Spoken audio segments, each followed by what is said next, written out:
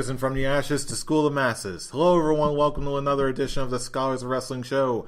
I'm your man behind the microphone, Scholar Jeff. To my right is Scholar Tarek. Hello everyone. How are you this fine Summerslam weekend? I don't know, how are we doing, Scholar Brian? We all sound pretty tired, but No, yeah, it's all about the week to slam the summer. Okay. Well, I'm actually pissed off right now. Why are you pissed off right now? Because we don't get an Intercontinental title match at SummerSlam. Instead, we get to have a six-man tag bullshit on the pre-show. Seriously, when's the last time that The Miz actually defended the Intercontinental title? I'll tell you when. Great balls of fucking fire. There, I'm dropping my one F-bomb early this show. Because I am legit pissed. Not even a minute and a half in. July 9th, the last time The Miz defended the Intercontinental Championship. That's more than a month. Strip him of the goddamn title and give it to someone who's actually worthy of that title. A certain man who's going to, in my opinion, lose at this event and lose one piece of gold to hopefully go for another piece of gold. Oh, God damn it. I think you guys know where I'm going with this. Well, you know what? It's SummerSlam weekend. It's the biggest party of the summer. The biggest wrestling show of the summer, rather. So, you know what? Let's not stand on ceremony. It's SummerSlam 2017.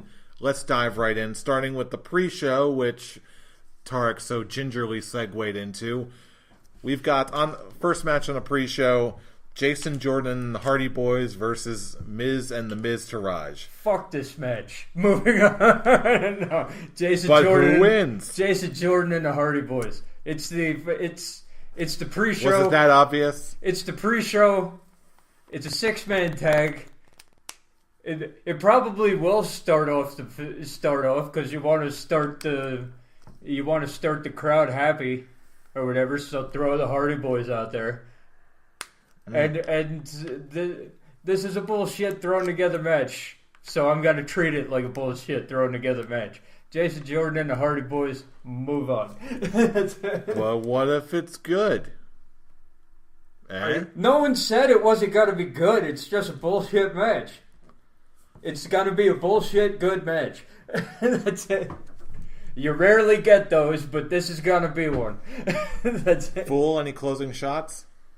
I pretty much made it clear how I feel about this match. Granted, did I want to see Jason Jordan go for the Intercontinental Championship? No, not really. At least not yet, because it's still reached that point where they still now sees Kurt Angle's son and they don't know what to do with him just yet. This is what happens when you book yourself into a corner. Yeah. And realize that nobody likes your supposed number one contender. Yeah, I'm just thinking, what do you do with Jason Jordan now? Like, where does he go from here? Well, we've talked about this on our unaired episode last week. Sorry, our listeners. This is how I would want to book Jason Jordan. Something since they want to pull the whole he's Kurt Angle's son, to no one really believes that. I want him to be a heel, but more like not the traditional heel. I hate everyone. Have it be where he's kind of smug about it. Where you know how every time Kurt Angle won a match in his undefeated streak, he went yes, woo. Yeah. Something similar to that, but instead Jason Jordan will have that big smug smile on his face, walk up to his opponent, good or bad, and just be like, "You did a good job. It was a good match. You did fine, but I was the better man." You know, big goofy smile on his face, and it works. You know, you just describing that just made me visualize Jason Jordan giving all of his defeated opponents participation trophies. And that would be a tremendous gimmick. I want to see it happen. You fought well. Handshake. Here's your trophy. Here's your trophy. A good job. And a pat on the back. Here's Barry Horowitz. Wouldn't that actually work with that? Do you know what? I love it. I love it, which means it will never happen. But when it comes to the match itself, I'm it's pretty clear as day what they're gonna do. It's obviously Jason Jordan and the Hardys, and they're gonna take this one. It's pre-show face win. This is probably gonna be the final match before the actual event. So, yeah. Jason Jordan and the Hardys. I got nothing more else to say except Miz, drop the goddamn Intercontinental Championship and give it to someone who could actually benefit from this. You're not going to benefit from this. You haven't been benefiting from this. And on a side note, I actually looked this up today. Since 2010, The Miz has been involved in every single Intercontinental Championship match except one.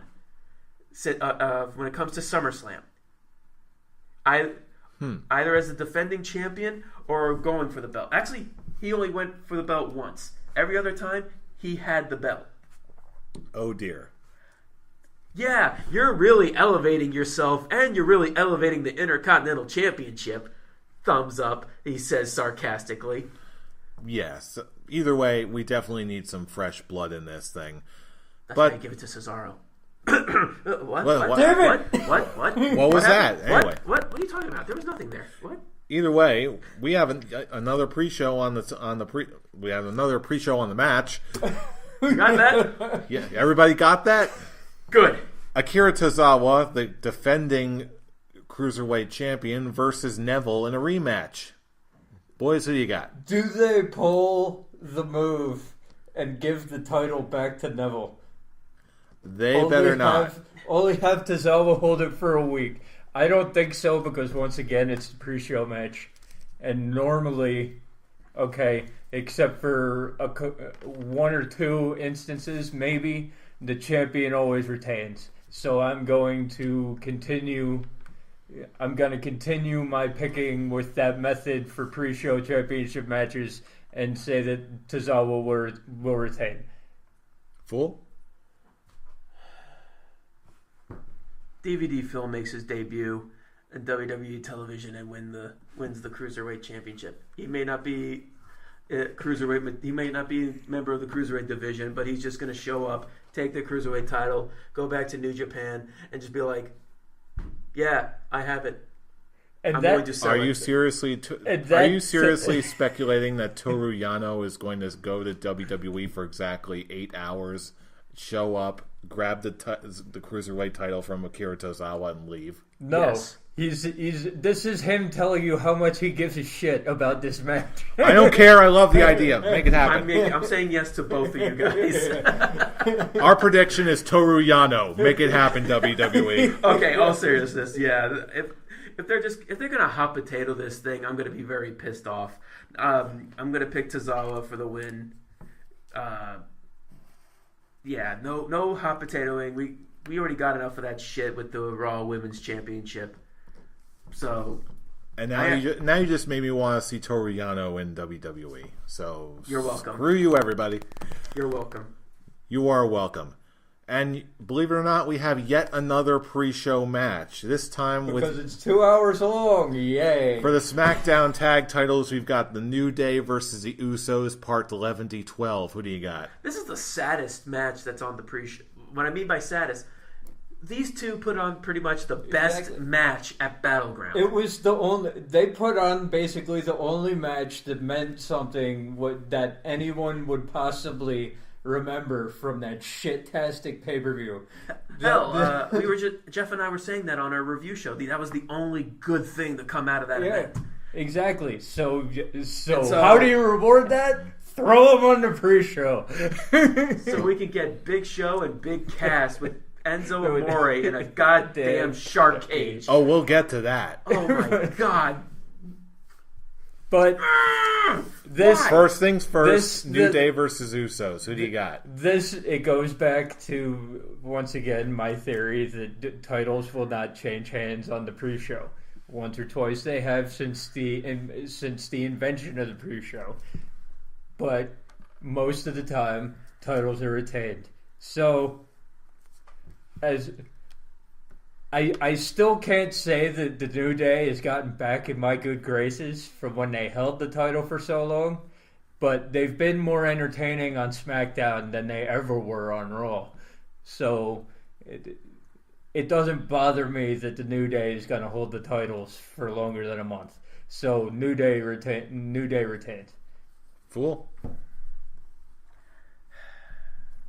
This one's actually a tough one for me because I could actually see them pulling a swerve and like they making us think they would pull a long-term title reign with the New Day on this one.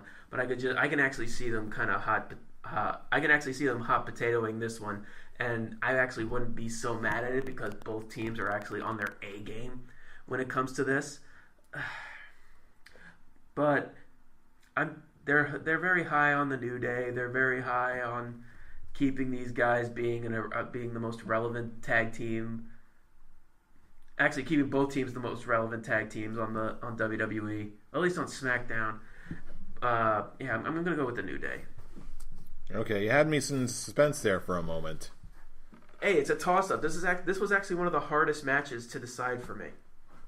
No, okay then. Yeah, that's in your defense. I can sort of see your logic, but again, it's more thought that I honestly expected to have a pre-show match for us. But hey, a prediction's a prediction. Actually, this one or the 6-man tag could possibly close the pre-show. Yeah, I can see either or, but yeah, we'll see how it goes. Who do you got, Jeff? I do have the New Day. I mean, to me, this seemed like a fairly obvious pick. I mean, if it doesn't seem like a high-stakes match simply because it is on the pre-show.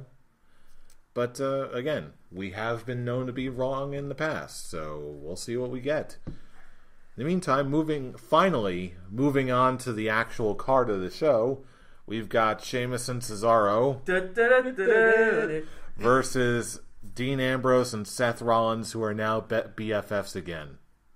Guys, who do you got? For the time being, they are BFFs again. However, because they are BFFs again, this one's kind of obvious. Okay, you wouldn't throw these guys together for a tag team title match unless you were going to turn one or you were going to give them the titles. This is not a situation where you can go 2 months, where you can go 2 pay-per-views before they get the title. This is a situation where you either blow it off right away, you blow off the tag team right away, or they win the tag team titles. And in this case, I'm saying they win the tag team titles. Dean Ambrose, Seth Rollins take the victory. Alrighty. Fool? I'm going to pick Dean Ambrose and Seth Rollins as well. I'm going to be voting against my boy for obvious reasons, Intercontinental Championship Cesaro. But yeah, the main focus of this whole storyline has been Dean Ambrose and Seth Rollins getting back together. And in my personal opinion, it's actually the most entertaining thing going on Raw for me. And the fans are treating it like it's the most entertaining thing that's on Raw right now because they're eating up everything about this. Will take away the Universal title match because that's its own animal. This is the most depth storyline that's happening on WWE right now. Not just 3 years. This is 3 years in the making. And really, when you look back at the entire time the Shield broke up to now, the main focus when it comes to the Shield breakup is Dean Ambrose and Seth Rollins. They're the ones that had a real feud when Seth Rollins turned on the Reigns and Ambrose. They're the ones that actually are tearing each other apart. One tried to quote quote end the other's career with the curb stomp on a cinder block. One, they had the exploding Money in the Bank briefcase. They had the Hell in a Cell. They actually were. People say that Rollins was the brains of the Shield. Dean Ambrose was the heart of the Shield. It was the brains and the heart fighting each other, and of course Roman Reigns was just the muscle. Yeah. He had no personality. He had no depth. He lifted things up and put them down. He had no character. So yeah, when it came to Ambrose and Rollins, they were the ones that actually had a story to tell. And this is and I said it after the Hell in a Cell match when Bray Wyatt interfered. Their feud is not done. their storyline is not finished. Now we actually get to see the next chapter of Dean Ambrose and Seth Rollins, and I'm eating it up. Unlike certain people who are not loving this at all. I'm not going to mention any names. But you know who you are. But you know who you are. certain couple of people who I'm not going to say on this show. Wink, wink, nudge, nudge. But yeah, I'm eating this up. I love this storyline. This is the best storyline that's actually going on a personal level. In-depth story, continuity is beautiful. I love it. I want to see this come to a somewhat full circle. I want to see them win the tag team championships. I want to see Dean Ambrose become a triple crown and a Grand Slam champion. And also, if he wins the tag team titles, he will. Yeah, it's also because of the way they've treated the storyline over the past 3 years. You can't retcon a Dean Ambrose heel turn right away. You need to build back up the Brotherhood so that when it does happen, okay, the hatred from the crowd is strong. Like the betrayal is that much more. Like, you actually put this together. You were having a good run, a great run. We got back behind you guys, and now you're gonna turn. And now you're gonna turn on him. That you want. If you want this could potentially be like storyline feud of the year contender if this goes down the correct way. And for me, in order for that to happen, you need to win the tag team titles at SummerSlam, and you need to have a good run with them before you do the inevitable heel turn that we all know is coming out of this. I agree wholeheartedly, and I gotta mirror your words, Fool. I really do think that the execution of this, I really wasn't expecting much, but honestly, I think the execution of this whole angle was a lot better than I was anticipating at first. Yeah, because you got to look back at the whole history. You can't just look at this. Not even that. I was just looking at the execution of the story as it is right now. I thought it was plenty good enough, far better than I was used to seeing on Raw most of the time. And for that reason, yeah, I'm invested. And I honestly think that Ambrose and Rollins are going to walk away with the tag titles. For all the reasons you said, Brian, if they really want to turn Dean Ambrose heel later on down the road, by extending this, I think this is the right way to go. By getting everyone invested for a while, getting Rollins and the characters invested for a while, I'm thinking that, this is going to be the way to go. I'm thinking, but first step, definitely to get the tag straps on Ambrose and Rollins. And it feels like this is the most invested that Rollins and Ambrose have been in the WWE for a long time. Mm-hmm. Like it feels like, okay, Ambrose has been toiling around with the Miz for the better part of the year. Okay, Rollins was floundering, was going absolutely nowhere, and his performance showed. Okay, so what do? You stick them in a storyline together, because that's always gold. Mm-hmm. Okay, here's the Scholars Quick Talk for both of you to really close out this one particular discussion. With Dean Ambrose and Seth Rollins winning the tag team titles, not showing that they are a current unit now, do you think before that we will actually see a Shield reunion with Roman Reigns, even for one night? I feel like they're banking on that for Survivor Series. I feel like there's going to be another Raw versus SmackDown elimination match. Okay, and obviously 3 of the people on the Raw side are going to be Rollins, Ambrose, and Reigns. So you spend that month building up the Shield, you get a Shield entrance, one night only, and then Roman Reigns can go off and do his title shit and whatever. Even with them together, it's like, because Roman Reigns is still having the Shield theme music, people will be so confused unless they actually add the Shield intro. they're going to do have that. to. They're going to have to. They're going to have to because the crowd's not go. The crowd won't believe it. The crowd won't believe that it's actually the Shield, and they'll boo the shit out of the Shield as they come down. That's why I hate that he still has that theme song. You gotta add the words. Song, but it can't work for just one of them. Yeah, it doesn't matter who it was. If you do the reunion, you gotta have the words in between in before. Yeah, my short answer to that question is, I'm skeptical, honestly, just for all the reasons you just described. Depending on what the timing of the rest of this angle is, well, I like to see it happen, sure, but. Again, I'm skeptical. It depends entirely 100% on the build. Mm-hmm. But anyway, moving on because we still have a lot of show left ahead of us. Next up, we've got John Cena versus Baron Corbin. And after the stupidity that happened on SmackDown, good God, John Cena's got to annihilate this guy. This week is called the burial of Baron Corbin. Okay, there's got to be but continue. There's got to be nothing left of this guy by the time that SummerSlam is over. All because he can't keep his mouth shut on Twitter. He's great. You look like you got a little something on your mind there. That was funny as hell. Oh man, I couldn't stop laughing.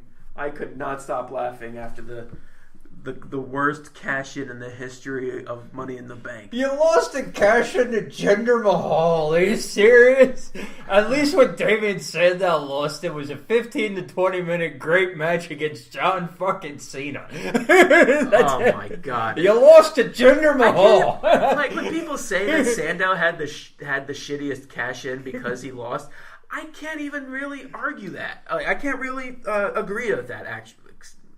Correcting myself. I can't agree with that because, like Brian said, and we talked about this before we started recording, Sandow had a 15 to 20 minute great match with Cena. And when it came to the Money in the Bank, he was just a victim of circumstance because they were planning on merging the titles.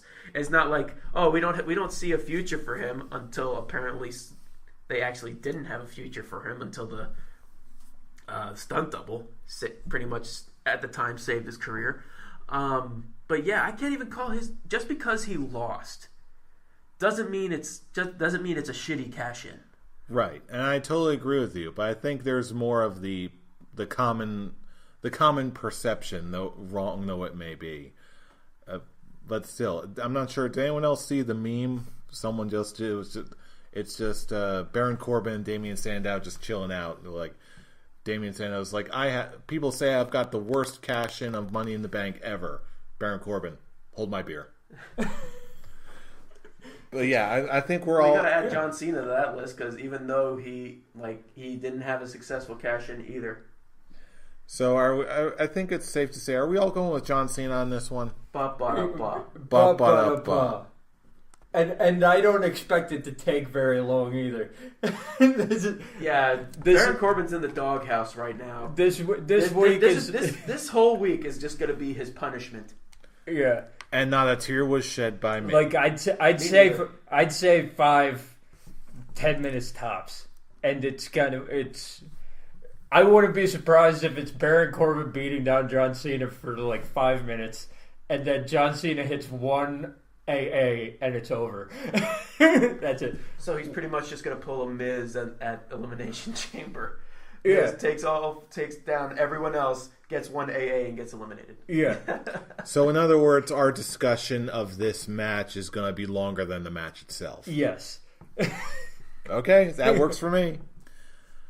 All right, moving on to the next match, we've got, according to me on my list, Finn Balor versus Bray Wyatt. Who do you got, guys? 50-50 booking. It's going with Finn Balor. Basically. There's nothing really. It's so disappointing because I love these two guys, but the build itself has actually been kind of, disappointing to say the least. And let's face it, okay, Finn Balor needs this. Yeah. Okay, he's been basically in the same boat as Rollins. Okay, they're just floundering around. nothing really to do. Okay, so you throw him in a feud with Bray Wyatt. Okay, with Seth Rollins, it didn't really work because it's like, what are you doing?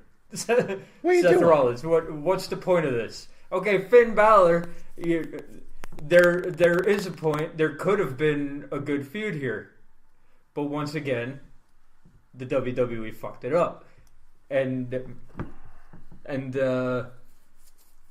so Finn Balor needs this win basically to get back on track. Even before the 50-50 booking, I was going to say Finn Balor because of the floundering thing. You want to get him back on track. You want to start him on a good run towards WrestleMania. He's got to win this match. Bray Wyatt got his clean win on free television. Now they're going to give Finn Balor his big win as the Demon. But and again, because the Demon gimmick is involved, well, number one, not only do I feel like we're overdue for the Demon appearance, but I feel like because the Demon is in this, this is one of those rare occasions where the 50-50 booking actually makes some sort of narrative sense. Because now we can visually see that, Finn Balor is amping it up.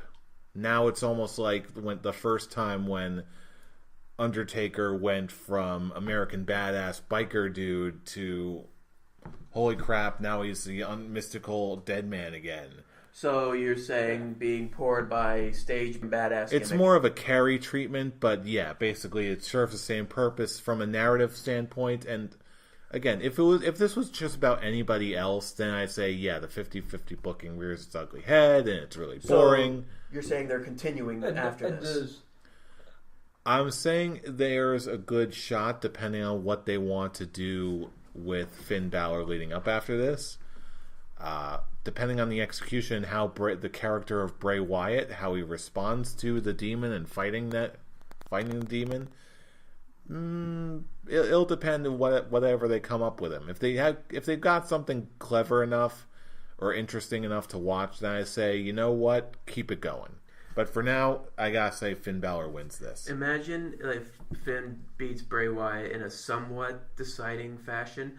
The next time we see Finn Balor against, I don't know, somebody, you see Bray Wyatt actually save him, and they just start to grow to respect each other, and then they form some kind of tag team, Bray Wyatt and Finn Balor. The Eater of Worlds and the Demon. Yeah. That would be a pretty epic tag team. Again, potential to be awesome, but again, to me, it personally depends on the execution of the said idea. Because it's the one thing Bray Wyatt said to Finn Balor, not this past week, but the week before, how he says, "I can see why people like you so much, Finn." He actually acknowledged that, okay, you actually are worth something. You actually are something to behold. And maybe the whole pouring of the blood was the way to get to the darkness out of Finn Balor. And once he gets a good taste of that, it's like, join me, let's spread the darkness or something like that. I don't know. Again, probably more detailed than that, but it's just the idea. Yeah, one idea of many. Let's see what they come up with. But in the meantime, we've got what will probably be the match of the night. I'm out. Goodbye. I'm walking out. Okay, I'm walking farther away because nobody wants to hear anything about this match. About Big Show versus Big Cass and Enzo in a cage match. No, it's not. No, it's not a cage match. It's just Enzo's in a cage. Enzo's the one. That's why I said it's an Enzo in a cage match. What? It's not bad enough that you have to put Big Show and Big Cass in a match, but they're on both... the show. But you got to have one of those hanging from the rafters gimmicks in it. But it was fun. It was fun when Jericho did it because it's Jericho. You know what he's gonna do in the damn cage.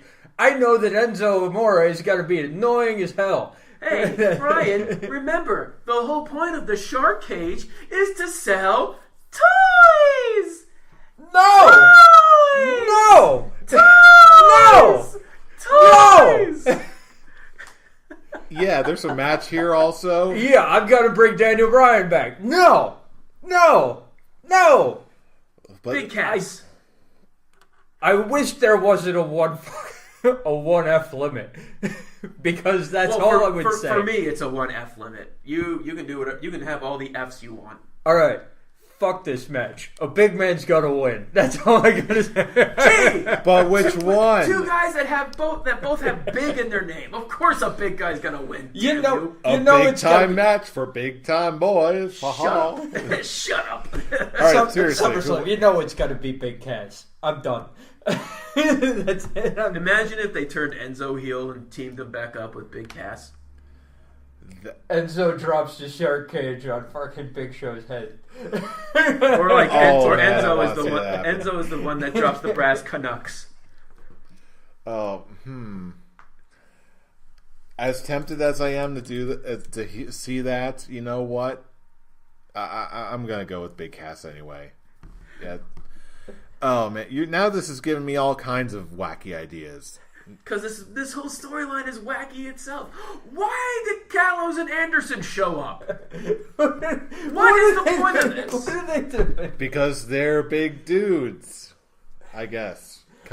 In relation to Because they think Enzo is just nothing more than a big because they nerd. Because they finally figured let's go out with that. they finally figured out that they mean nothing, and now they're gonna act like it.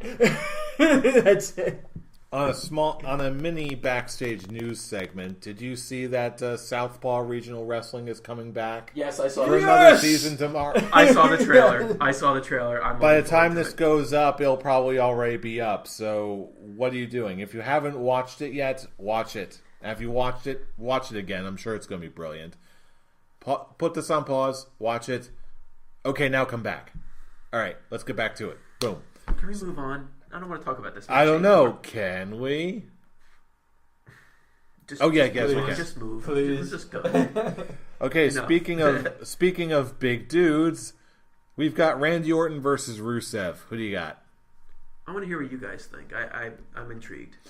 Rusev wins in 5 minutes. He will break his back and make him humble.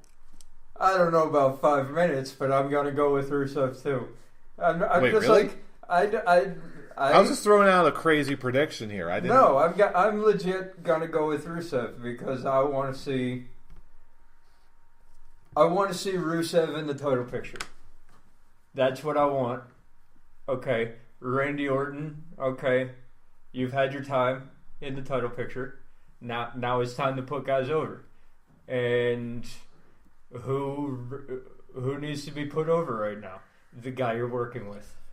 I want to see him in the title picture too, and that actually makes more sense than I was hoping for. I'm not gonna say he's got to beat him in 5 minutes and make him humble, but but he will. Do I think he'll tap out? No. Do I think he'll pass out? Very likely. Very likely, and I'm gonna go with that. Fool, what do you got? This is actually That's my hopeful match for the night. This is my hard The one match. thing that really sucks about this match is just it's one of those circumstances. Oh yeah, we got to get these guys on the cards. Just throw them together. Yeah, pretty much. That's pretty much it. There is no storyline to come out of this. Oh yeah, I lost my flag match to John Cena. I'm mad about that. I'm mad about that. There's no because I don't know. People fear me. People backstage fear me. You know, because I'm Rusev, Machka, RKO out of nowhere. Sorry, I'm the creepy guy. Because, you know, I'm the Viper. I'm a snake in the grass waiting to RKO you out of nowhere. Nobody cares! Nobody cares. Nobody really cares about this. Why do I have a feeling that exchange is going to be more interesting than the match itself? I think it's going to be a very good match. And I think it's going to be Rusev is going to take this one. Because pretty much mirroring what you guys said, the man needs. He came back. He needs a good decisive win. Because he needs to get pushed to that title picture because he's more than ready. Wow, that's more than I was expecting. Speaking of more than I was expecting, next match for the U.S. title, we've got AJ Styles versus Kevin Owens. What do you got? Oh, you gotta add the big factor on this. With special guest referee Shane McMahon. Which way did he go? Which way did he go? Which way did he go? And to further the storyline, that they're going for right now, which is basically Shane McMahon versus Kevin Owens. Okay, the obvious pick here is AJ Styles. I agree. Because then it furthers the feud that they want with Shane McMahon and Kevin Owens. So it makes sense. There's pretty much nothing more to say. I'm kind of disappointed that that pretty much the entire card so far we've been predicting the same shit. It's kind of clear as day. But yeah, it's AJ Styles taking the win to basically cement a feud with Shane McMahon and Kevin Owens, and that itself is going to be great. Yeah. The problem with this card and the build-up is it's a snooze fest because most of it is predictable and you can tell where everything is going. I really wish there was more little difference, complexity between the three of us, but yeah, it's pretty straightforward. I kind of am hoping we get proven wrong on some of these matches, but I know that we're not done yet. I know that Jeff tried with the Rusev and Randy Orton to throw a little wrench in there, but he didn't expect us to go. Hey, again, there's still quite a few matches left, and we're not done. Yep. So let's move on to our next match for the SmackDown Women's Title. We've got Naomi versus Natalya. Who do you got? And no fucks were given on that fateful day. I'm giving them credit for trying to put Natalya in a different position as basically a top heel of the SmackDown Women's Division, with her dominating over Bryan's favorite female wrestler. That's right. I had to throw something in there for you. I don't know if you picked. I don't know if that was a growl. That, but Bryan just growled at me. I don't know whether to laugh at her or to be kind of nervous about it. Established dominance. But yeah, I'm gonna go with Naomi keeping the title, mainly because WWE's trying to work out a deal with Mattel to sell the SmackDown Women's title glowing. Yeah, Naomi's glowing title. So if you're trying to do that, why would you take the title off of her? So you're agreeing with that?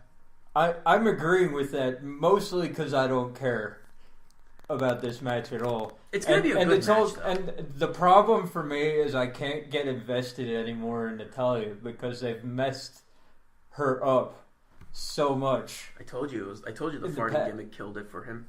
You're the one who keeps bringing it up. Hey, I'm not wrong. Am I not wrong? Very true. Yeah, but see? They messed her up so badly that whenever they try to make her serious, like when she turned on Becky Lynch, I laughed. Hey, it's funny. I'm with Natalya. I'm pulling a you fool, and I'm being the optimistic one. And basically, still have high hopes on her. Yeah, I just. But you're still calling Naomi to win. I'm still calling Naomi to win. She's the women's equivalent to the club for me. Honestly, I'm just like I can't pick her to win until they take her seriously for more than a month. Honestly, I feel like I get where you're going with that, but I disagree. I feel like honestly, Natalya is more of like the Jinder Mahal thing, where she was taken not seriously for such a long time, and now they're starting to build her back up again. To him. And then all of a sudden, yeah, she could take it. That being said, will she pull a Jinder Mahal?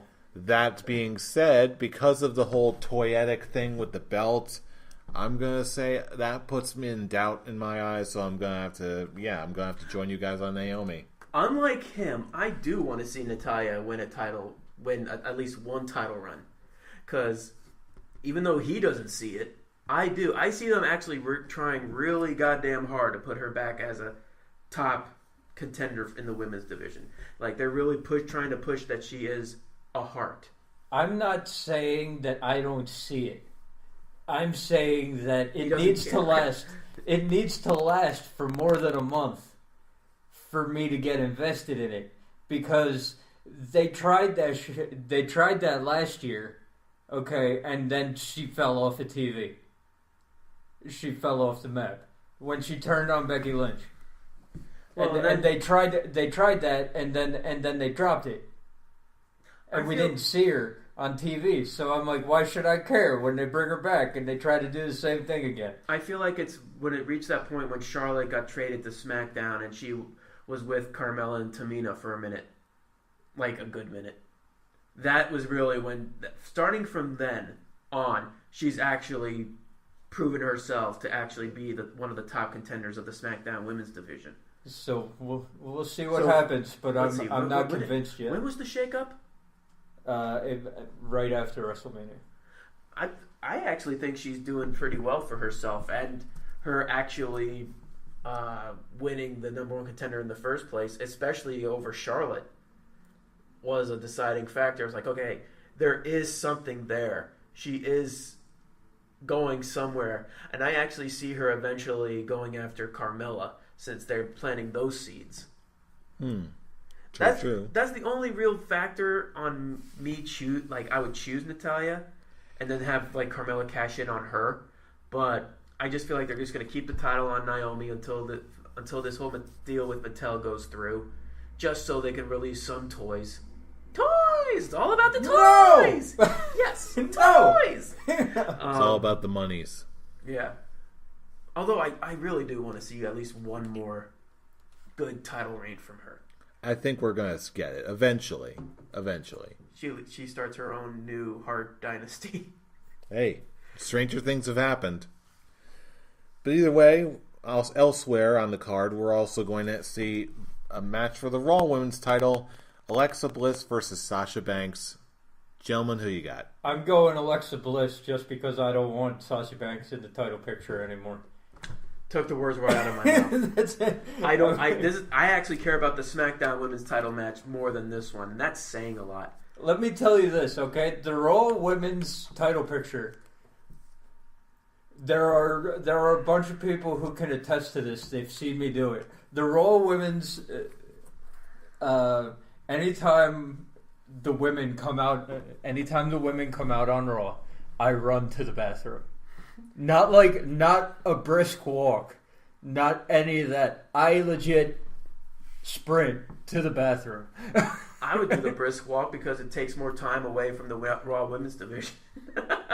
But it's like, because if you had Bayley in this position, okay, I'll go this far, okay. I think she's even more awkward than the Bella Twins, where she's trying to act. Bayley. I think that, so. It's. I will go that far. And the fact that they go to the one person who it's like their fallback option every time something bad happens to a female competitor is Sasha Banks. And I'm like, you know what? Alexa Bliss is so close to breaking the record for how many days the Raw Women's title was held that I feel like they're going to put that, they're going to have that, put that on her mantle, as it were, and she's going to lord that around. And I just don't want to see Sasha Banks as the champion. I've had enough. I don't want to see Sasha Banks as the champion either. And in my personal opinion, I think they're actually saving up for an Alexa Bliss Nia Jax feud. I think Nia Jax is going to be the one who takes the title off Alexa Bliss. I see the look on your face, and I agree with you. But that's what they've been building up since Alexa Bliss won the title, and Nia Jax stated that, hey, I want to be in the title picture, and Alexa Bliss laughed at her. So that's been the build. So, and I'm like, I'm all for new blood, but at this point, bring Asuka up and put her on Raw. Because she's not like most girls. I think we just broke Jeff's brain. Jeff is no longer a scholar. It's gone. That's gonna be the music when she wins the women's title. Yeah, I know. That's very mean of me, but I really wish you didn't make so much sense right now. You love it. No, I don't. Yes, you do. I wanted to throw my support behind Sasha, but Come to the dark side. We have cookies. I don't want cookies. Okay, we have chocolate-covered pretzels. Oh, He's thinking about it. He's tempted. I am biting my tongue right now, but yeah, I'm just gonna follow you into Blissville. Yeah, Sasha can't win this one.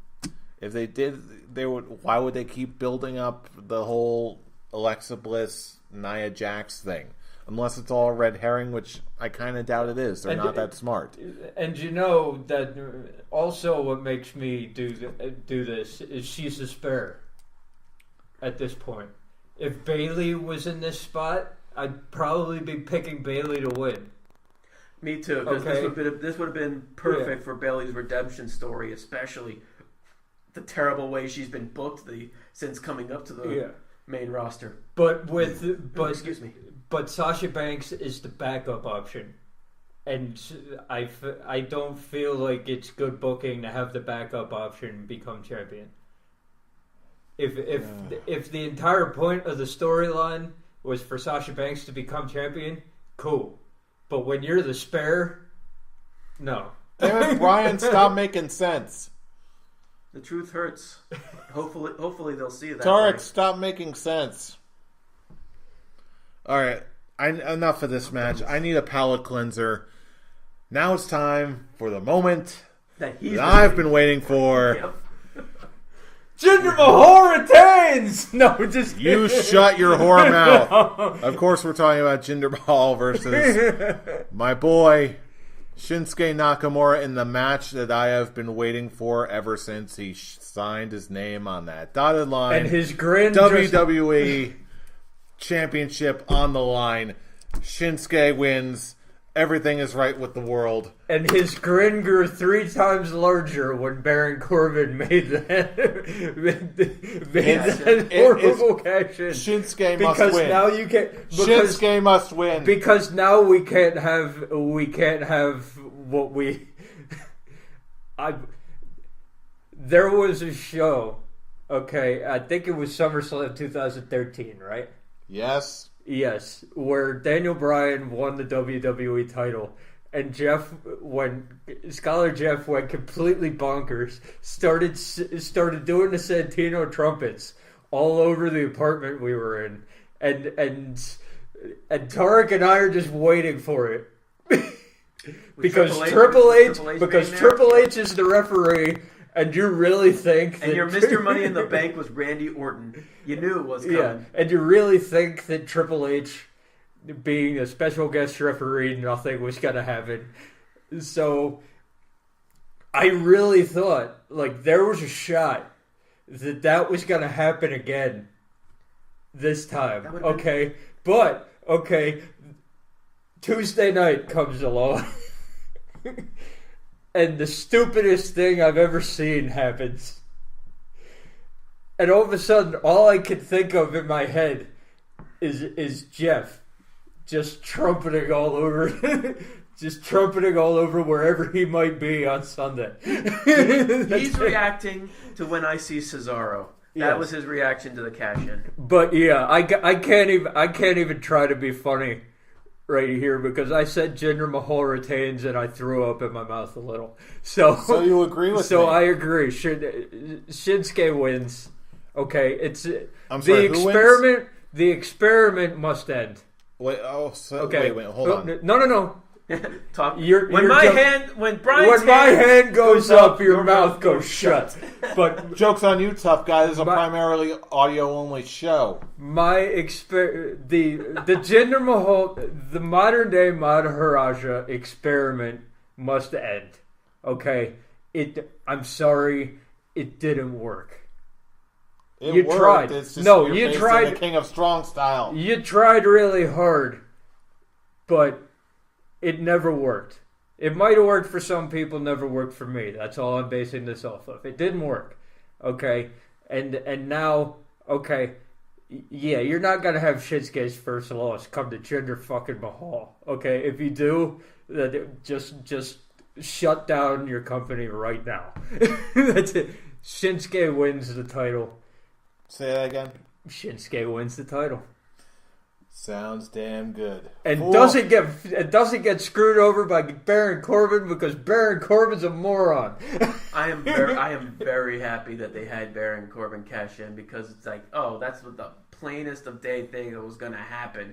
Because, that would have been the third cash in in the history of Money in the Bank at SummerSlam. First Alberto Del Rio, then Randy Orton, and then all of a sudden Baron Corbin. But now that's out of the bag, and it makes me a very happy scholar because nobody wants to see Baron Corbin as WWE champion. Say the words. Oh, I'm actually delaying it.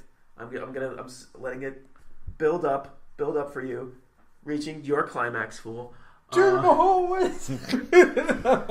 Troll. I will say it's a 50-50 when it comes to Jinder Mahal.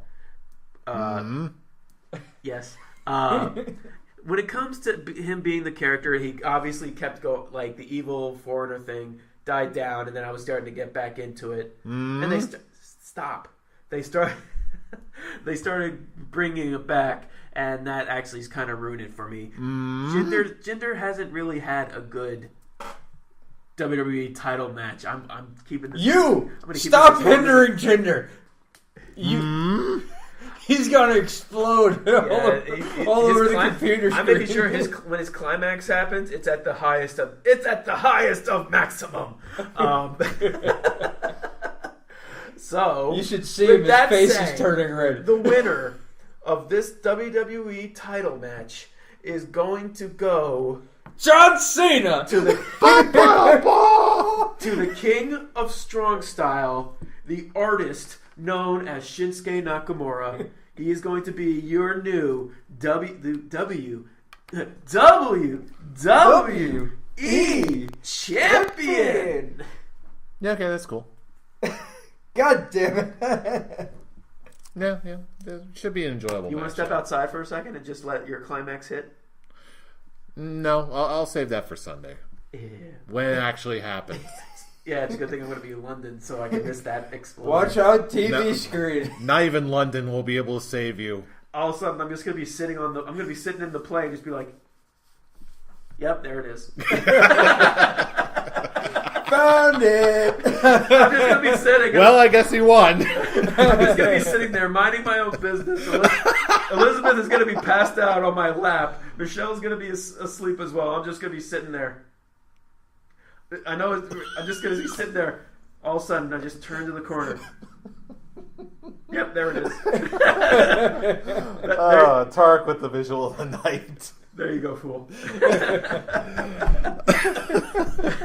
I'm sorry, that's too funny. Oh, man. Okay. After all that, we're reaching the main event.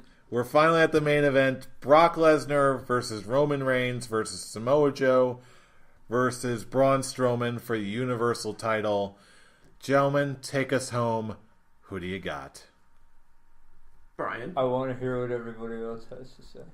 Because I'm pretty Actually, sure this... Well, you I'm pretty sure. Okay. I'm pretty sure this is the one where we might have differing opinions. And I agree with you on that, but only on that point.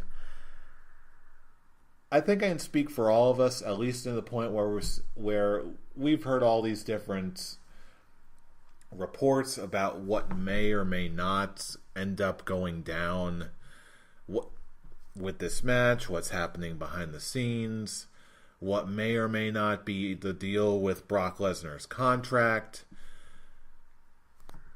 I've heard so many different inputs on this one particular match. How Samoa Joe must win, or Samoa Joe's lined up for a title win, or Lesnar's going to be leaving, or Lesnar's not actually leaving. About how Braun Strowman must win, about how Braun Strowman must not win, about how Roman is completely irrelevant, how Roman will be relevant until the end of time no matter what anyone thinks. which means he's gonna win. Shut your dirty mouth. No, in all somewhat seriousness here, I feel like I've heard so many different justifications for the ending of this match that any one of these guys could win it. Any number of rational cases could be made for the conclusion of this match. That's what makes this match so intriguing. But at the end of the day, whenever I'm met with a conflict like this, where we don't know how things can go and nothing's really set in stone, I'm going to have to follow my heart on this one. And even saying that, there's a couple ways this could go. I would be happy with either Samoa Joe or Braun Strowman winning this thing. But if I had to pick one, I would have to chalk it up to a virtual coin toss because of how close it is. But for this match, I'm honestly going to go with Braun Strowman. I definitely think Joe or Strowman would make fine champions. But if I had to pick between the two, I'm going to have to go with Braun Strowman. Just for him being as strong as a contender as anybody else. And I think that he's been the consistently best performer that WWE also still has a favorable opinion of. Lesnar, assuming that there's any truth at all that his contract really is running out and they're taking him off the TV for a while. Roman is blah. And, that's all I got to say about that. Braun wins. When it comes to Brock Lesnar's contract, from what I've read and understand, it's until WrestleMania. It is. Mm-hmm. So with that being said, this actually was the hardest match for me to decide because it was just whether or not to follow my brain or to follow my heart, and just really looking really hard on how things have been built. The stipulation that Brock and Paul Heyman threw at us. I'm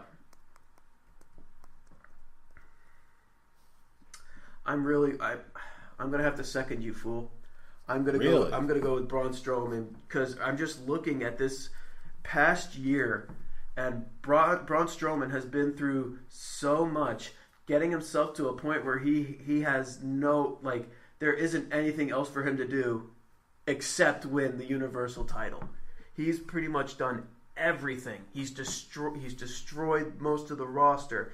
He's had a hands down 5-star feud with Roman Reigns, which could keep going for the time being. And it's nothing against Samoa Joe. He will get his title eventually. But you gotta draw the line somewhere. You gotta draw the line somewhere. Braun has done so much. He's even doing so many different outside appearances. Did you see the table read of him reading Juno? I did see that. That was great. Oh my god, I couldn't stop laughing. I'm like, is there nothing this man can do that just doesn't make him any more awesome than he is? He's at the highest point in his career right now. The fans love him. People are going nuts every time, except for the stupid little kids that don't know any better. But even then, his size alone will probably appeal to him over time anyway. I just feel like to really cement the year of Strowman, which is pretty much what this has been. I think he needs to win the Universal title. Brian, it's down to you. This is the first. I actually don't care if I'm wrong. This is the first time tonight is that we're gonna differ. I thought we were gonna go for a perfect card here. I'm calling everyone's bluff. Brock Lesnar wins. He was my head. He was my Freudian slip for the win. He was the one of deciding between the head and my heart. I went with my heart on this one. For me, they've been building up the stipulation too much. They've been building up. That's all they've been talking about. Okay, you have this story about his contract and all that. He wants to go back to UFC. Okay, the stories differ. Nobody really knows what the hell's going on, and all that. I'm calling the bluff. The deck is stacked against Brock Lesnar, but if anybody can overcome these odds, it's this guy. You got Roman Reigns and Braun Strowman. In my eyes, they basically cancel each other out at this point. Okay, they're gonna continue their blood feud, and I'd rather that not be for the title. So unfortunately, in my eyes, that knocks Braun Strowman out of contention. My heart was with Braun Strowman. It also could be with Samoa Joe, but it's also okay. I feel like it's been built up too much. We will leave if Brock Lesnar loses. Just beat it into your head over and over and over again. Even when Cactus Jack left, it wasn't beaten into everybody's head as much as Brock Lesnar leaving. Well, to be fair, Paul Heyman also wasn't associated with that angle. Still. I'd still just because they make that point as being relevant, they can just add to the drama of the match. They can make people tune in in case you actually do believe that, you know what, this could be the last appearance of Brock Lesnar. Exactly. I'm not saying it's a bad thing. And I'm also not saying that that will necessarily mean that Brock Lesnar must win. I didn't say that either. I'm just like, the storyline is great. I like the way that they've been going with this. Listen to your heart. No. When it's calling it's not happening. For you. It's not happening. Especially Stop with making me sing. Especially if you're singing that damn song. Voice. I hate that song. Oh, you're bringing this upon yourself. You stop singing. Yeah, and also you just strengthened my conviction because I hate that song. So then listen to what I said about this, because I have a no. I'm calling the bluff. It's no. not. You can call your bluff all you want. Just don't listen to how he puts it. Just listen. To think about what I said. Yeah, don't listen to me. Yeah, don't listen to him. Think about how I put things and be like, I have a more reasonable argument than he does. Yeah, you do have a more reasonable argument, and that's cool and all. But I'm not trying to change your mind. Yeah. I'm just trying to. I'm just telling you how I feel. The storyline is like your opinion, man. Yeah, listen to his feelings. The storyline, okay, has been great so far. I like the way that they've been building up how Brock Lesnar will leave. It does put great emphasis on this title match, and for the first time in a while, I'm looking forward to it. I'm looking forward to a title match for the first time in a while because they've actually put stakes that I care about. Because I don't want Brock Lesnar to leave. I think he's leaving no matter what. I think he is taking a break. I think he is leaving no matter what, but I hope not until after WrestleMania. He can take a break all he wants, but if he wants to go back to the UFC, wait until after 34. Mm-hmm. But just watch. They just give us the biggest middle finger, and they just give the belt to Roman Reigns. Don't you put that evil on me, Tarek. That's in the back. That's that evil part in the back of the head. Shut up. That's just hiding behind. Roman wins. Hiding behind Brock Lesnar, and it's just beating into the back of your skull. But you know Roman what? Roman Reigns will win. No, Brock Lesnar wins by pinning Roman Reigns. How do you feel about that? I look at this as more like I'm still picking Braun to win. I just look at it like when it comes to like where they could go after this. I think their mindset is still on Brock Lesnar and Roman Reigns for Mania, just not for the title. I think this is them getting their reasons to they're finding their way to get the title out of this picture. And you know what? I really hope you're right. Because honestly, I can't get the idea of Braun Strowman being a great champion out of my head. He'd be good. Down with all your dreams. Brock Lesnar wins. Down with all your dreams. It goes right down to Suplex City, bitch. Dun, dun, dun, dun, dun, dun, dun, dun, Suplex City, destroyer of dreams everywhere. But you know The what? city where dreams die. Yeah. Shinsuke Nakamura wins. Your cynicism is invalid. That's all I have to say. Well, Suplex City isn't on SmackDown, so that's okay. Whatever. As long as I get what I want, I don't care about the rest of these matches. Everything else is just a ride, Suplex City man. destroys your dreams and hopes Jinder Mahal retain. Okay, now you're Or just even- going into full-on evil Or how about territory. this? How about this? With the Superstar shakeup happening after SmackDown, with Cesaro and Sheamus losing the tag titles and Sheamus disappearing to film the whatever movie that what's his name is making. It doesn't matter. It doesn't matter what the actor is. Flappy Bob. What's his name from Transformers? Oh, Mark Wahlberg? No, the army guy. Oh, Josh Duhamel. Yeah, he was on that one episode of Raw promoting it. Josh Duhamel. Josh Duhamel, yeah. Yeah. Cesaro gets traded to SmackDown, and Shinsuke Nakamura versus Cesaro for the WWE Championship. And that's Target's climax. And that's my climax. Oh, dear. Like, no matter who wins, I win. That's where we get on a plane and we're like, oh, there it is. Exactly. Okay. No, that's not. Now you're not even gonna sense it. You're just gonna hear me just going, yeah. What the devil is that noise? Brian just going, all right. Are you ready for a nice beer? Huh? What the hell is that? And I was like, yeah. Oh, I guess they did it. Okay. I guess Cesaro was traded to SmackDown. Good for them. Good for that. All right. So obviously, after all of our jubilant utterances, you know who we've got in this fight.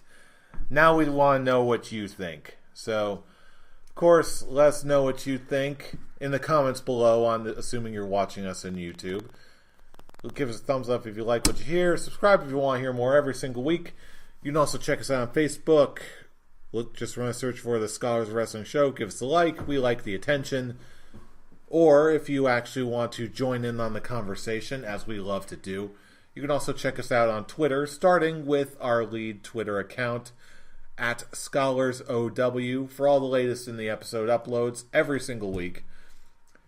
Or for more fun, you can check us out on our personal accounts.